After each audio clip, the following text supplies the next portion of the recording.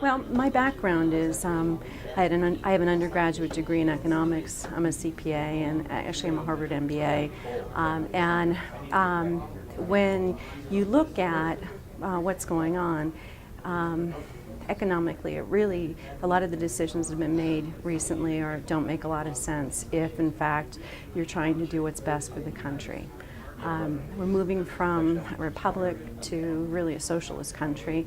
The elected officials are enacting bills that the public does not want. There's a lot of favoritism with special interest groups being repaid, and it's at a level that we've never seen before. So I think it all started really with a stimulus plan, which economically made no sense.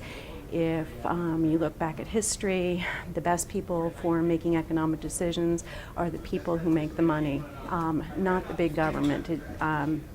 Keynesian economics does not work. That was the basis for the stimulus plan. I think when we started, we had no idea how successful we would be and how strong our movement would be. Right now, in my portion of Pennsylvania, 40% of the people say that they are Tea Party members, which is tremendous. Well, first I want to say our group started out very small. Our first Tea Party was actually canceled by someone else, and we held it anyway, and we had 35 members, or 35 people who joined.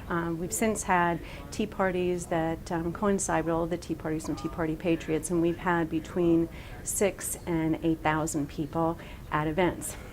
We're working right now on the 828 event for Glenn Beck, and we're working on the 912 event. So we currently have 10 full buses for the 828 event.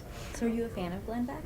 I listened to him a little bit, but overall I think he does a great job at teaching basic economics to the average citizen. I love economics. Actually, I was trying to work on a law in Pennsylvania which would have required high school students to have basic economics, and I believe that every citizen should have taken economics. Everyone should learn economics, particularly at a high school level, because I don't think anyone's really qualified to vote unless they understand the basic laws of supply and demand.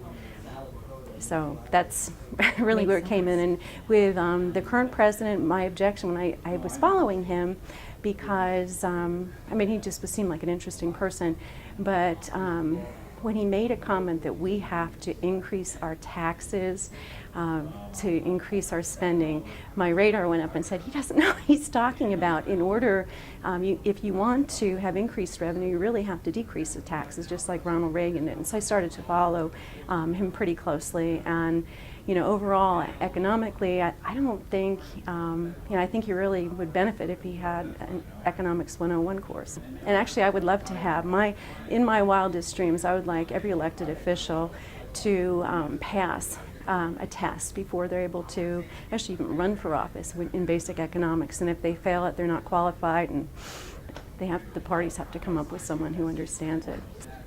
But these elected officials, they say, oh, this is a tough job, this is so hard. Well, one of the things that I discovered was for representatives, U.S. representatives, if they work 5 years, they get full retirement benefits, and a lot of them, they're 45, 50, whatever. And in the private sector, I did the numbers as being my CPA, and I thought, well, how much would you have to earn at a job in private practice or in something to be able to make $175 a year and have, that full payment for the rest of your life, including medical benefits and all kinds of other privileges? And it comes out to, for the average elected official, they work 5 years, and let's say they quit at the end of the 5th year.